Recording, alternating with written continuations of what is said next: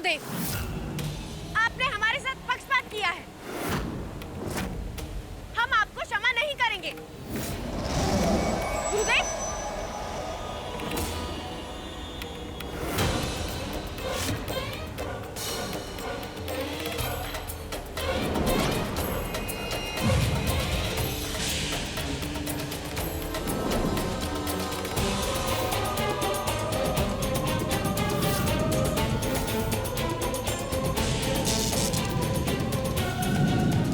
अशिष्ट विद्यार्थी को दंड देकर शिष्टाचार सिखाना अति आवश्यक है। चलिए देवी संतोषी, हम आगे की कथा पर ध्यान केंद्रित करते हैं। जी। तो कहाँ थे हम? गुरुदेव, अब तक हमने जाना कि त्रिगुणातीत श्री हरि विष्णु जी हैं और हमने श्री हरि विष्णु और माँ सागर लक्ष्मी के विवाह की कथा सुनी और उसके पश्चात हमने सर्वशक्तिमान सदाशिव महेश्वर के अर्धनारेश्वर रूप के दर्शन भी किए, जहाँ महेश्वर श्री सदाशिव ने श्री ब्रह्मा जी और श्री विष्णु जी को सृष्टि निर्माण का कार्य भी सौंपा। तो उसके उपरांत शिवाज्ञा से ब्रह्मदेव ने पंच तत्वों से सृष्टि की रचना का कार्य प्रारंभ किया।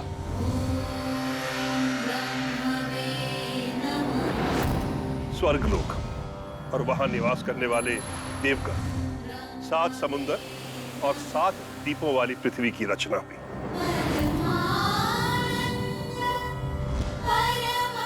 उसके पश्चात पाताल लोक का निर्माण हुआ, असुरों का जन्म हुआ और नरक लोक का निर्माण हुआ। ज्ञान के भंडार के रूप में प्रकट हुए महान सप्तऋषि और चारों ओर ओम नमः शिवाय की ध्वनि गूंजने लगी। ओम नमः शिवाय, ओम नमः शिवाय। और इस प्रकार सृष्टि का निर्माण कार्य संपन्न हुआ। तत्पश्चात 7 समुद्र और 7 द्वीप से घिरी सुंदर अद्भुत पृथ्वी पर जीवन प्रदान करने के लिए श्री ब्रह्मदेव की कृपा से सृष्टि के प्रथम पुरुष मनु और प्रथम नारी शतरूपा का निर्माण किया गया। और दादाश्री अर्थात महादेव कब प्रकट हुए? सृष्टि के निर्माण के पश्चात कैलाश में सभी देवगण श्री सर्वेश्वर सदाशिव के साकार रूप के प्रकट होने की प्रतीक्षा करने लगे। ओम नमः शिवाय, ओम नमः शिवाय, ओम नमः शिवाय, ओम नमः शिवाय।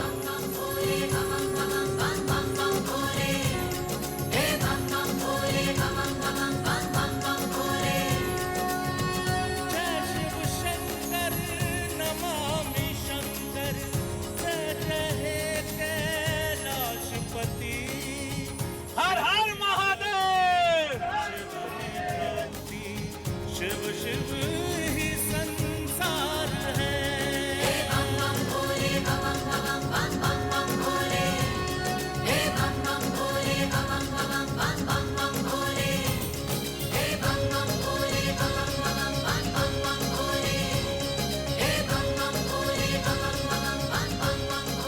सृष्टि के रचनाकार सदाशिव के सगुण साकार रूप की जय हो। महादेव, आपके दर्शन कर संपूर्ण संसार धन्य हो गया। महादेव, धन्य हो गया। ये रूप धारण कर हमने आपकी ही इच्छा को रूप दिया है। सृष्टि में अच्छाई और बुराई का संतुलन बनाए रखने के लिए, नीति, धर्म और न्याय को स्थापित करने के लिए हम त्रिदेवों का योगदान संभव भी होगा और आवश्यक भी। महादेव, आपके साकार रूप के आराध्य भन ये सृष्टि, देव, दानव, मानव, असुर सभी धन्य होंगे। महादेव, शिव और शक्ति ये एक दूसरे के अभिन्न अंग है। आपके दर्शन तो हो गए, किंतु शक्ति के दर्शन कब होंगे महादेव? तो यहाँ दादीश्री की बात हो रही थी। हाँ, उन्हें लगा कि शिव के दर्शन हो गए, शक्ति के क्यों नहीं हुए? शिव और शक्ति एक दूसरे के अभिन्न अंग हैं। दोनों का साथ रहना अनिवार्य था। जब तक दोनों साथ नहीं होते, सृष्टि के निर्माण का कार्य पूर्ण नहीं होता। उसके पश्चात क्या हुआ?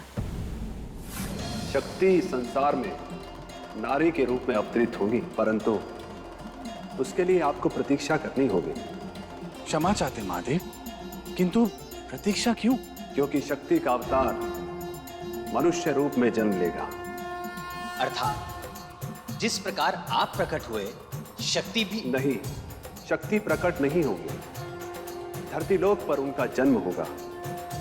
शक्ति के पिता प्रजापति दक्ष और माता देवी वीरनी होगी।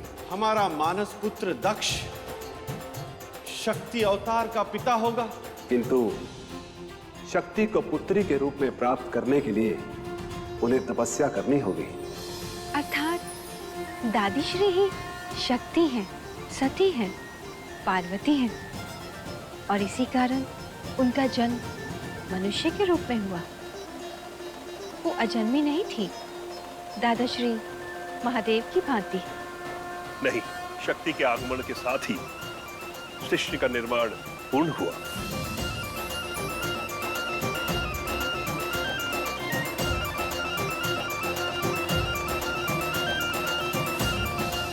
महादेव, क्या समस्त देवगणों को भी आपके और शक्ति के पृथक होने का रहस्य ज्ञात हुआ है? क्या हमारी भांति उनके मन में भी ये प्रश्न था कि शिव और शक्ति क्यों पृथक हुए?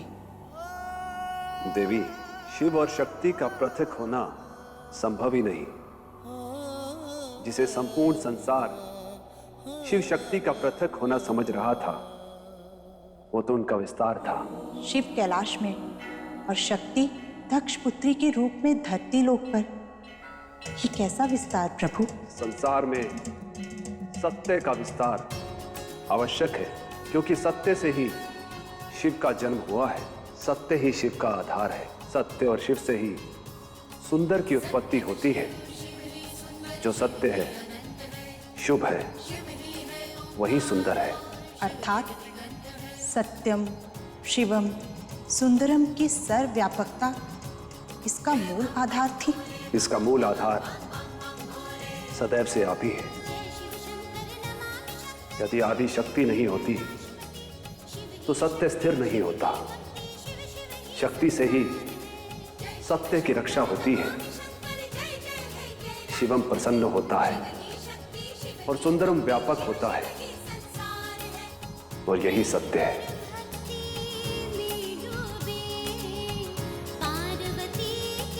शक्ति के बिना शिव शून्य है।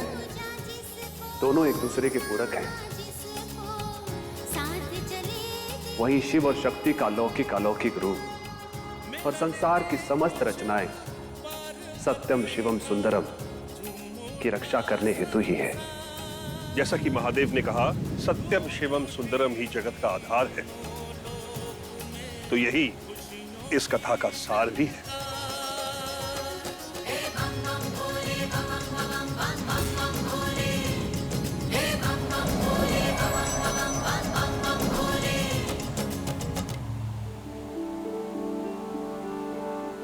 गुरुदेव,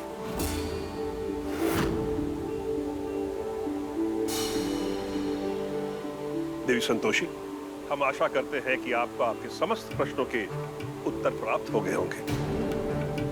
गुरुदेव, आपके ज्ञान से मन तृप्त हो गया और असीमित संतोष से भर गया। गुरुदेव, किंतु हमें हमारे प्रश्नों का उत्तर अभी तक ज्ञात नहीं हुआ है। त्रिदेव में श्रेष्ठ कौन है, हमें ये ज्ञात नहीं हुआ है, और ना ही हमें हमारे दूसरे प्रश्न का उत्तर ज्ञात हुआ है। त्रिदेवों में से कौन श्रेष्ठ है, ये किसी को भी ज्ञात नहीं। इसका उत्तर आपको स्वयं खोजना होगा। किंतु इतना स्मरण रहे, इस कथा के सार में ही आपके समस्त प्रश्नों का उत्तर होगा। जी गुरुदेव। गुरुदेव, हमने आपका साथ इसलिए मांगा था क्योंकि आप असुर गुरु हैं, हमारी सहायता करेंगे। किंतु हमने सदैव आपका साथ दिया असुरानी पलोमी, क्योंकि आप एक असुर पुत्री हैं और हम असुरों के गुरु। किंतु असुर गुरु के पूर्व हम एक तपस्वी हैं। ज्ञान देते समय ना हम असुरों के हैं और ना देवगणों के। यदि एक शिक्षक ज्ञान देते समय भेदभाव करता है तो उसका ज्ञान शीघ्र ही समाप्त हो जाता है।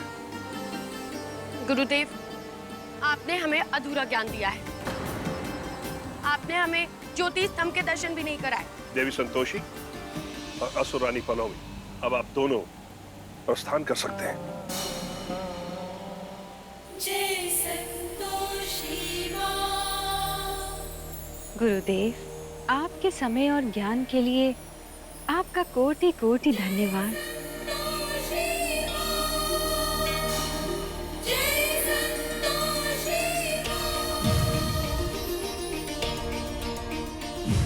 प्रणाम माते पार्वती।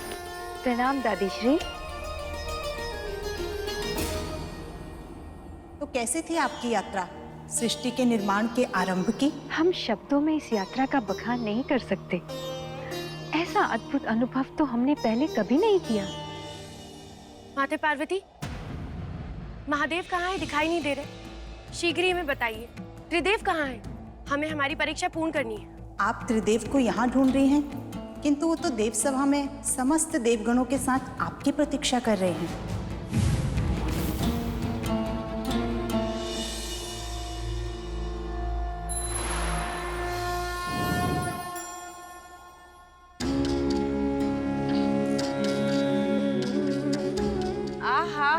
हाँ, सुबह सुबह घर की सफाई हो रही है।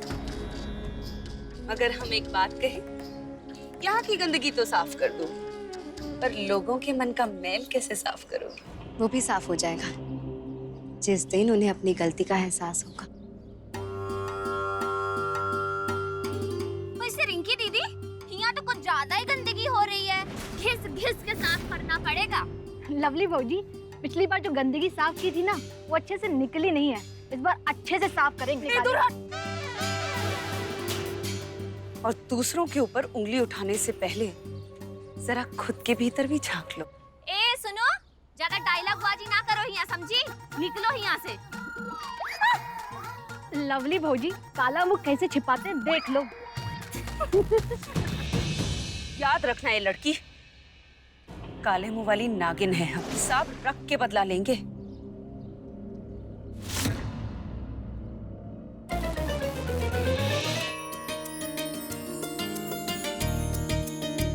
अरे वाह माँ जी, आपने तो सारी तैयारियां कर ली और कितना सुंदर सजा है ये सब। हाँ भौरिया, वैसे भी ना भगवान के काम में पता ही नहीं चलता कि कोई चीज अकेले कर रहे हैं। वैसे भी शिवरात्रि की पूजा जल्दी समय पे करनी थी ना, इसलिए हमने सब कुछ फटाफट कर लिया। अब शिवरात्रि की तैयारी तो सब हो गई है, पर पता नहीं तुम्हारे बाबूजी। अम्मा, भोलेनाथ की पूजा बहुत अच्छे से होगी, तुम चिंता मत करो।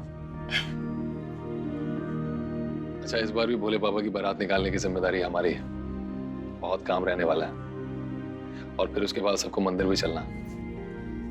इंद्रेश, शिव और पार्वती कौन बनेगा? नाटक मंडली से बात की है हमने, कोई ना कोई मिल जाएगा। आप सब लोग भी शिव बाबा की बारात के लिए तैयार रहिएगा। कहा है कि पूरी रात नाच गाना होगा और भजन कीर्तन करेंगे। और हम भी भोलेनाथ से प्रार्थना करेंगे कि सब कुछ जल्द से जल्द ठीक कर दे। तो तय रहा, बारात भदोही से बनारस जाएगी, फिर वहां से काशी विश्वनाथ के दर्शन करेंगे सब। अरे वाह, हम तो अपनी नई वाली साड़ी निकाल लेते हैं बारात जाने के लिए। अरे हाँ, हमको भी पार्लर जाना। रुको भौजी, हम ढोल वाले से बात करके आते हैं।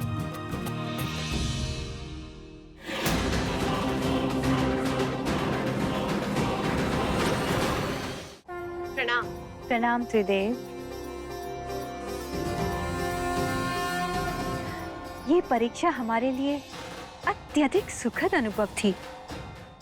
महादेव, क्या सीधा आप परीक्षा का परिणाम याद करा देंगे?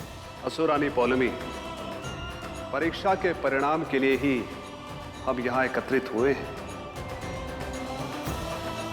सर्वप्रथम आप बताएं, त्रिगुणातीत कौन है? निसंदेह श्री हरि विष्णु, जो संसार के पालनहार हैं। किंतु वो त्रिगुणातीत क्यों है? क्यों है? किंतु आपने तो केवल ये ज्ञात करने के लिए कहा था कि त्रिगुणातीत कौन है, क्यों है। ये तो ज्ञात करने को नहीं कहा था। नारायण नारायण, असुर रानी पौलमी, यही तो देवों के देव महादेव की लीला का सार है। जो अनदेखा वही शिव है, जो कहाँ सुना नहीं वही शिव है। हर हर महादेव, हर हर महादेव। असुरानी, क्या आप हमारे प्रश्न का उत्तर दे सकती हैं या नहीं?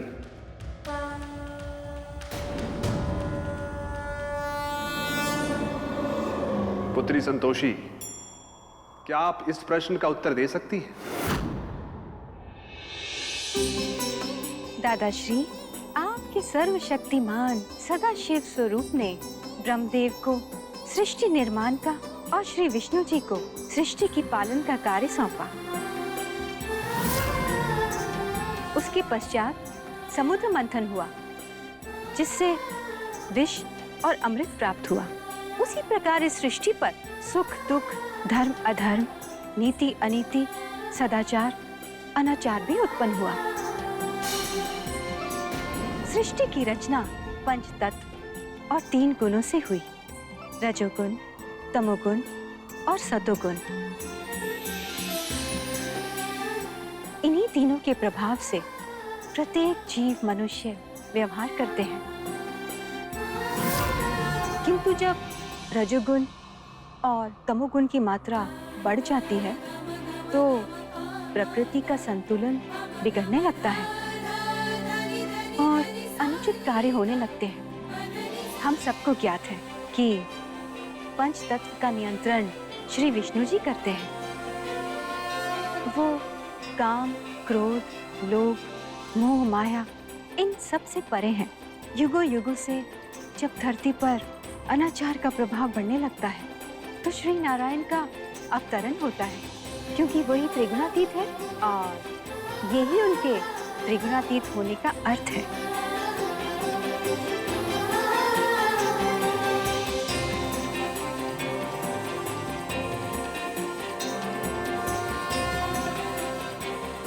पुत्री, अब ये बताएं, हम तीनों में सर्वश्रेष्ठ कौन है? सर्वशक्तिमान सदाशिव आप ही के सात्विक स्वरूप से तीनों के साकार रूप का जन्म हुआ, सृष्टि की रचना हुई और उसके पालन का कार्य आरंभ हुआ।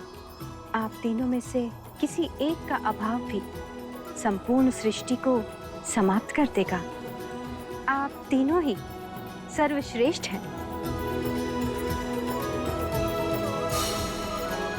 देवी संतोषी, अद्भुत वर्णन किया है आपने, और इस वर्णन के साथ आपने परीक्षा का ये चरण उत्तीर्ण कर लिया।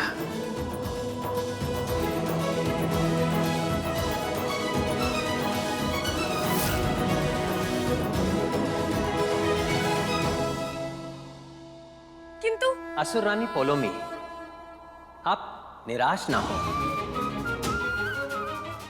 परीक्षा के 3 चरण अभी शेष है। असुरानी, आज महाशिवरात्रि है। ये उचित अवसर है महादेव को प्रसन्न करने का। आप महादेव को प्रसन्न करने का प्रयास करें। महादेव अवश्य आपकी सहायता करेंगे।